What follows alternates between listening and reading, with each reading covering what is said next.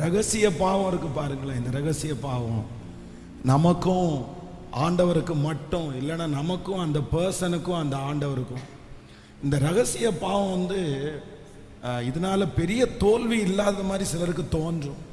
ஒன்றும் இல்லை, அது யாருக்கு பெருசாக தெரிஞ்சிட போகுது, நமக்குள்ளே தானே இருக்குது, வெளியில் யாருக்கும் ஒன்றும் தெரிய போகிறது இல்லையே, நம்ம தானே அதை வச்சுருக்குறோம், நம்ம அதை அழகாக மெயின்டைன் பண்ணிக்கலாம், நம்ம அதை செஞ்சுக்கலாம் அப்படின்னு நினைப்போம். ஆனால் வேதம் சொல்லுது அதில் இருக்கிற ஒரு மிகப்பெரிய தோல்வி என்ன அப்படின்னு சொன்னால், ஆண்டவர் வந்து நம்மளை எச்சரிப்பார், ஆண்டவர் நம்மோட பேசுவார்.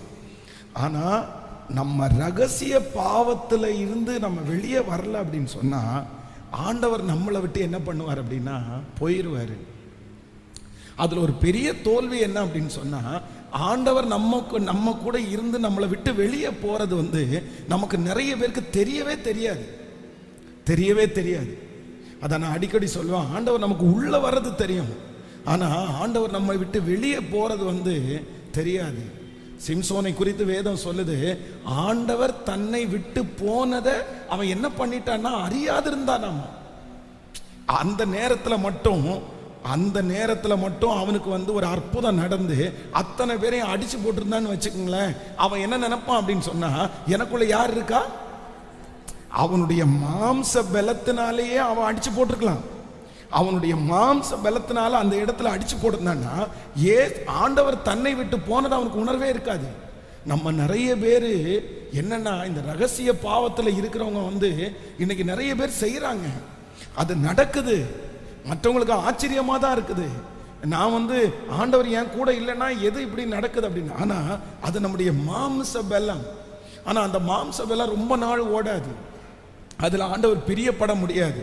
அதனால ரகசிய பாவத்திலிருந்து கண்டிப்பா நீங்க வெளியே வந்துதான் ஆகணும். அதற்கான முயற்சியை நீங்க எடுத்துதான் ஆகணும். அதற்காக நீங்க கவலைப்படுறதுல எந்த பிரயோஜனமும் இல்லை, அதற்காக நீங்க யோசிக்கிறதுல எந்த பிரயோஜனமும் இல்லை, நீங்க பயப்படுறதுல எந்த பிரயோஜனமும் இல்லை. நிறைய பேர் என்ன பண்றாங்கன்னா ரொம்ப பயப்படுறாங்க, நிறைய பேருக்கு ரொம்ப குற்ற உணர்ச்சி வருது. ஐயோ நான் அப்படி பண்ணிட்டேனேன்னு சொல்லி அதுவே ஒரு இன்ஃபீரியரா அவங்களுக்கு மாறிடுது. ரொம்ப இந்த உலகத்திலேயே கிறிஸ்தவ வாழ்க்கையிலே ரொம்ப மோசமான ஒன்று என்ன அப்படின்னு சொன்னா குற்ற மனசாட்சி. இந்த குற்ற மனசாட்சி வந்து நம்மளை எதுவுமே பண்ண விடாது. அதனால நம்ம வந்து குற்ற மனசாட்சியா இருப்பதற்கு வேண்டாம். நீங்க குற்ற மனசாட்சியா இருந்து என்ன பண்ண போறீங்க? சரி, மிஸ்டேக்குன்னு ஒண்ணு வந்தாச்சு, இத்தனை நாளும் அதை தொடர்ந்தாச்சு, அதனால எவ்வளோ நஷ்டப்பட்டாச்சு. இப்ப ஆண்டவருடைய பிள்ளைகள் அதற்கான முயற்சியை மட்டும்தான் நீங்க எடுத்துட்டே இருக்கணும். அதுல வந்து ஒரு டைம் தோற்று போகலாம், 2 டைம் தோற்று போகலாம், 5 டைம் கூட நீங்க தோற்று போகலாம். ஆனா நீங்க அதுல இருந்து வெளியே வரணும்ன்ற ஒரே கான்செப்ட் உங்களுக்கு இருந்துச்சுன்னா கண்டிப்பா நான் சொல்றேன், அதற்கான ஒரு சூழ்நிலையை ஆண்டவர் உங்களுக்கு அமைச்சு தராம இருக்கவே மாட்டார். அதற்கான ஒரு சூழ்நிலையை ஆண்டவர் கண்டிப்பா அமைச்சு தருவார். அந்த மாதிரி சூழ்நிலை வரும். ஆனா ஆண்டவர் வந்து அந்த மாதிரி சூழ்நிலையை கொடுக்கும் போது நீங்க ரொம்ப கவனமா இருக்கணும். சிலர் வந்து அந்த சூழ்நிலையை புரிஞ்சுக்கிட்டு செயல்பட மாட்டாங்க. அந்த சூழ்நிலையை கர்த்தர் கொடுக்கும்போது ஏதாவது ஒரு இழப்பு வரும், ஆனா திரும்ப வந்து அதை திரும்ப பிடிச்சி உட்கார வச்சுக்குவாங்க. ஆண்டவர் கட் பண்ணிட்டே இருப்பாரு, ஆண்டவர் தடுத்துட்டே இருப்பாரு. ஆனா இவங்க வந்து எத்தனை வாய்ப்பு கொடுத்தாலும் அதுல வந்து நிறைய பேர் கரெக்டா இருக்க மாட்டாங்க. அதனால இன்றைக்கு நீங்க ரகசிய பாவங்களிலிருந்து வெளியே வருவதற்கு முதல் தேவை என்னன்னா, கர்த்தர் மட்டும்தான் தேவை. ஆண்டவரிடத்துல நீங்க வந்து நெருக்கமா போய் நீங்க ஒரு உதவியை கர்த்தரிடத்துல கேளுங்க. என்னை பொறுத்த வரைக்கும் அவரால முடியாதது என்று ஒன்றுமே இல்லை. அதனால நீங்க நான் இதுல இருந்து வெளியவே வரமாட்டேன் அப்படின்ற ஒரு மைண்ட்ல யாராவது ஒருத்தர் பிக்ஸ் பண்ணி இருக்கலாம். இத்தனை வருஷம் வராத நானா பாஸ்டர் வெளியே வரப்போறேன், நான் வெளியே வரமாட்டேன், எனக்கு அதனுடைய நம்பிக்கை எனக்கு கொஞ்சம் கூட இல்லை. ஏன் அப்படின்னு சொன்னா, இது கிட்டத்தட்ட ஒரு 25 வருஷமா என்ன தொடர்ந்துட்டு இருக்குது, 15 வருஷமா என்ன தொடர்ந்துட்டு இருக்குது. அதனால நான் ஒவ்வொரு டைம் முயற்சி எடுத்து தோற்று போயிருக்கிறேன். எல்லா மீட்டிங் வருவேன், ஜெபம் பண்ணுவேன் திரும்பி. ஆனா நான் நம்புறேன் அப்படி கிடையாது. நீங்க அப்படி அவிசுவாசப்படாதீங்க. ஆண்டவர் வந்து நீங்க முயற்சி எடுத்தீங்கன்னா கர்த்தர் அதை அங்கீகரிக்கிறதற்கு கர்த்தர் வல்லவராய் இருக்கிறார். நம்முடைய குணங்களை மாற்றுவதற்கு கர்த்தர் வல்லவராய் இருக்கிறார். ஆமென். மோசே ரொம்ப கோபக்காரனா இருந்தான். ஆனா கர்த்தர் சொல்லுகிறார், மோசே போல சாந்த குணம் உள்ளவன் இல்லாத அளவிற்கு கர்த்தர் அவனை மாற்ற முடியுமானால் நம்மையும் கர்த்தராலே மாற்ற முடியும். ஆண்டவரால மாற்ற முடியும். உங்களை வெளியே கொண்டு வர முடியும். நீங்க கர்த்தரிடத்துல நடக்கும்போது, உட்காரும் போது நீங்க பேசிட்டே இருந்தா போதும்.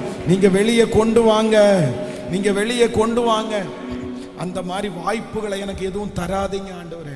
அந்த வாய்ப்புகளை நீங்களே உண்டு பண்ணிக்காதீங்க. அதனுடைய அந்த ஃபர்ஸ்ட் டைம் அந்த ஸ்டார்டிங்லேயே உடனே ஆண்டவருடைய சத்தத்திற்கு கீழ்ப்படிஞ்சு இன்னையிலிருந்து ஒரு கான்சன்ட்ரேஷனோடையே போகணும். அதை ரெடி பண்ணுங்க. மற்றது எல்லாத்தையும் கர்த்தர் சீராக்குறதற்கு கர்த்தர் வல்லவராக இருக்கிறார். வெளியில நம்ம செய்கிற சின்ன சின்ன தவறு, எல்லாரும் தெரிஞ்ச தவறு ரொம்ப பெருசா நம்மளை அஃபெக்ட் பண்ணாது. நம்ம வெளியில எல்லாருக்கும் தெரிஞ்ச தவறுகள் ரொம்ப பண்ண மாட்டோம். நம்ம அதுல ரொம்ப ஜாக்கிரதையா இருப்போம். நம்முடைய சாட்சியை வெளியே காத்துக்கொள்ளணுன்ற ஒரு எண்ணம் நமக்குள்ள இருந்துட்டே இருக்கும். ஆனா நம்ம நிறைய பேர் பாதிக்கப்படுறது எங்க தான் பாதிக்கப்படுவோம்னா அந்தரங்க பாவம். ஆனா ஆண்டவர் என்ன சொல்றாரு அப்படின்னு சொன்னா, கர்த்தர் வேற எங்கேயுமே பார்க்கல. கர்த்தர் எங்க தான் பார்க்கிறாருன்னா, அந்தரங்கத்துல பார்க்கிற பிதா உனக்கு வெளியரங்கமாய் பதில் கொடுப்பார். நீங்க அந்தரங்க வாழ்க்கையில சரியே இல்லாம நீங்க என்னதான் பண்ணினாலும் அதுல ஜெயம் கிடைக்காது. அத நான் ஒரு டைம் உங்களுக்கு சொன்னேன் இல்ல, கோலியாத்தை ஜெயிக்கிறதற்கு யாருக்குமே தைரியம் இல்லை. ஆனா தாவீதுக்கு மட்டும் அந்த தைரியம் வந்துச்சு. எப்படி அந்த தைரியம் வந்துச்சுன்னா, அவன் என்ன சொல்றான் அப்படின்னு சொன்னா, ஒரு விசை சிங்கம் ஒரு விசை கரடி அப்படின்னா, யாரும் பார்க்காத இடத்துல, அவங்க அம்மா பார்க்கல, அவங்க அப்பா பார்க்கல, அங்க யாருமே இல்லாத அந்தரங்கமான ஒரு இடத்துல சிங்கத்தை ஜெயிச்ச, கரடியை ஜெயிச்ச ஒருத்தனுக்கு பப்ளிக்ல அத்தனை பேருக்கு முன்னாடியும் அந்த கோலியாத்தை ஜெயிக்கிறது ரொம்ப ஈஸி. ஆமென். நீங்க அந்தரங்கத்துல ஜெயிச்சிட்டீங்க அப்படின்னு வச்சுக்கோங்களேன், நீங்க வெளியில ரொம்ப ஈஸியா எல்லாத்தையும் செஞ்சிருவீங்க. உங்களால ரொம்ப அழகா எல்லாத்தையும் பண்ணிட முடியும். ஆனா அந்தரங்கத்துல யாருக்கும் தெரியாத இடத்துல நீங்க தோற்று போனீங்கன்னா, அந்த இடத்துல நீங்க ஜெயிக்க முடியல அப்படின்னு சொன்னா, வெளியே வரும்போது உங்களால அதான் ஏதோ நீங்க வெட்டுறீங்க, கோடாரி வச்சு வெட்டுறீங்க, என்னமோ கொஞ்சம் வெட்டுப்படுது, அவ்வளவே தவிர வேற உங்களால பெருசா எதுவுமே பண்ண முடியாது. அதனால ஒரு வீட்டில் ஒரு சண்டையா இருக்கலாம், பேஸ்டா இருக்கலாம், எனிவே எது ஆண்டவர் எதுவும் உங்கள்கிட்ட சொல்றாரோ இல்லையோ, இன்றைக்கு இந்த 21வது நாள் நான் இந்த பலிபீடத்தில் நிற்கும் போது நான் உணர்றேன், கர்த்தர் யாரோ ஒருத்தரிடத்துல தெளிவா பேசுறாரு. நீ முதல்ல வெளியே வா மகளே, வெளியே வா. எதுலேருந்து வெளியே வாங்கன்னா, யாருக்கும் தெரியாத ரகசிய பாவத்திலிருந்து நீங்க வெளியே வரணும். தெளிலாளுடைய வீட்டில் படுத்து கிடக்கிறத சிம்சோன் என்ன நினைச்சான் அப்படின்னு சொன்னா, எனக்கும் தெளிலாளுக்கும் மட்டும்தான் தெரியும்னு நினைச்சான். எனக்கும் தெளிலாளுக்கு மட்டும்தான் தெரியும் நினைச்சான். 2 நாள் அவனுக்கும் அவளுக்கு மட்டும்தான் தெரியும். ஆனா அவனுக்கே தெரியாம அவனுடைய வீட்டுக்கு பின்னாடி ஒருத்தங்க இருந்தாங்களா, ஒளிஞ்சிருந்தாங்களா, அவங்களுக்கு மறைக்க முடியலையா? 4 தாண்ட பார்த்தீங்க அப்படின்னு சொன்னா கொஞ்சம் கொஞ்சமா வெளியே வர ஆரம்பிச்சிருச்சு. அதுக்கப்புறம் கண்ட்ரோல் பண்ணவே முடியாத அளவுக்கு வெளியே வர ஆரம்பிச்சிருச்சு. கர்த்தருடைய பிள்ளையே, ஆண்டவர் உங்களை என்னமோ கிருபையா தப்பு வைக்கிறார். ஆண்டவர் உங்க மேல வச்சிருக்கிற அன்புனால தான் கர்த்தர் உங்களை தப்பு வைக்கிறார். உங்களை காமிச்சு கொடுக்க வேண்டான்னு ஆண்டவர் நினைக்கிறாரு. உங்களை விட்டு கொடுக்க வேண்டான்னு ஆண்டவர் நினைக்கிறாரு. உங்களை விட்டு கொடுத்தா உங்களுக்கு மட்டும் இல்லை, அவருடைய நாமத்திற்கும் தூசணம் வருன்றதற்காக தான் ஆண்டவர் உங்களை அழகா பொதிஞ்சு காப்பாத்துறாரு. எத்தனை நாள் ஆண்டவர் உங்களை காப்பாத்துவாருன்னு தெரியல, எத்தனை நாள் அவரால் நமக்கு காப்பாற்ற முடியும்னு தெரியல. ஆனா அந்த கிருபையின் காலம் முடிகிறதுக்குள்ள, அந்த சூழ்நிலை முடிகிறதற்குள்ள, ஆண்டவர் வச்சிருக்கிற அந்த டைம் பீரியட் முடிகிறதற்குள்ள ஒரு தேவனுடைய பிள்ளை நீங்க மாறிட்டீங்கன்னா, யாருக்கும் தெரியாமலே இந்த காரியத்தை கர்த்தர் மூடி, அவருக்கும் உங்களுக்கும் தெரிஞ்சு அப்படியே மூடி மறைச்சிருவாரு. அதுல நீங்க ரட்சிக்கப்படுவீங்க, அதுல நீங்க விடுதலை ஆயிருவீங்க. நான் நம்புறேன், அவருக்கும் நமக்கும் தெரிகிற வரைக்கும் நமக்கு பிரச்சனையே இல்லை. ஏன்னா அவரை மாதிரி ஒரு நல்லவர் வேற ஒருவரும் இல்லை. அவர் மன்னிக்கிற தேவன் மட்டுமல்ல, அவர் மறக்கிற தேவனும் கூட. அவர் என்ன மன்னிச்சாரு, மன்னிச்ச உடனே நான் செஞ்ச பாவத்தை எல்லாம் அவர் மறக்கிறாரு. ஆனா மனுஷனுக்கு மட்டும் தெரிஞ்சிருச்சு. அவங்க மன்னிச்சது மாதிரி நடிச்சாலும் கண்டிப்பா மறக்கவே மாட்டாங்க. 50 வருஷம் தாண்டி சொல்லுவாங்க. என்ன சொல்லுவா தெரியுமா? நீ இப்படி இருந்தவ தானே, நீ இப்படி இருந்தவன் தானே. அந்த மாதிரி ஒரு பேச்சை நீங்க வாங்க கூடாதுன்றதுக்காக கர்த்தர் உங்க மேல இரக்கம் வச்சு கிருபை வச்சு, யாருடைய ஜெபம்னே தெரியல, சிலரை ஆண்டவர் காப்பாத்துறாரு, சிலரை ஆண்டவர் மீட்டெடுக்கிறாரு. உங்களை மீட்டெடுக்கிறதுக்கு யாருடைய ஜெபம்னே தெரியல. என்னமோ நீங்க என்ன புண்ணியம் செஞ்சீங்கன்னு தெரியல, எப்படி ஆண்டவரை தேடினீங்கன்னு தெரியல. நீங்க செஞ்ச ஏதோ ஒண்ணுதான் கர்த்தர் உங்களை மறைச்சு மறைச்சு மறைச்சு பாதுகாக்கிறாரு. உங்களை விட்டு கொடுக்காம ஆண்டவர் இருக்கிறாரு, உங்களை தூக்கி போடாம ஆண்டவர் இருக்கிறாரு. ஆனா அதையே நம்ம என்னவா எடுத்துட முடியாது அப்படின்னு சொன்னா, அதை நம்ம ஈஸியா எடுத்துட கூடாது. இவர் என்ன பண்ணாலும் கேட்க மாட்டாரு, இவர் என்ன பண்ணினாலும் மறைஞ்சிருப்பார் அப்படின்னு நம்ம சொல்ல முடியாது. அப்படி அவரால் இருக்க முடியாது. ஏன் அப்படின்னு சொன்னா, ஆண்டவர் சொல்றாரு தாவீதை பார்த்து, சத்துரு தூசிக்கிறதற்கு நீ காரணமானபடியினால் பிசாசு போய் ஆண்டவருடைய பக்கத்துல நிப்பான். எப்படி நிப்பான் அப்படின்னு சொன்னா, நீங்க எப்படி அவனுக்காக வழக்காடலாம், நீங்க எப்படி அவனுக்காக சண்டை போடலாம், நீங்க எப்படி அவனுக்காக சொல்லலாம், இவ்வளோ அக்கிரமம் செய்யறான், இவ்வளோ அநியாயம் செய்யறான், அவன் அதை மாறல, திருந்தல, எதுவுமே பண்ணல, நீங்க எப்படின்னு கேட்பான். அப்போ சில நேரத்தில் ஆண்டவருக்கு பதில் சொல்ல முடியாத ஒரு சூழ்நிலைக்கு நம்ம கொண்டு போயிடக்கூடாது. அப்போ கடைசியா இந்த பாட்டை இன்னொரு டைம் பாட போறோம். ஆண்டவரே நான் நம்புறேன்.